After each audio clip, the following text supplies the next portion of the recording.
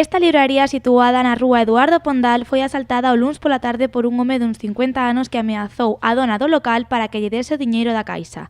O asaltante saltou ao mostrador cun coitelo de cociña de máis de 25 centímetros.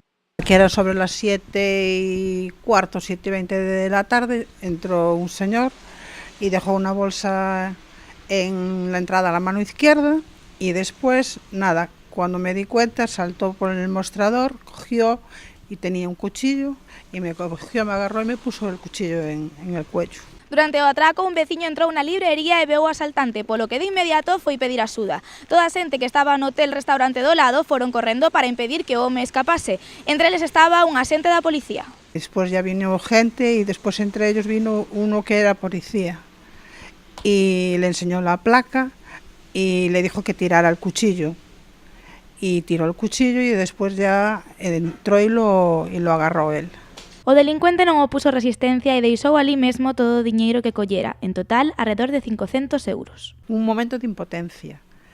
Yo me quedé paralizada, no sabía, no me movía, vamos, o sea que no me movía, porque después él saltó, pero siguió con el cuchillo y claro, la puerta estaba cerrada y claro, podía haberle vuelto a darle algo a la cabeza y decir y coger y poder clavarme tranquilamente.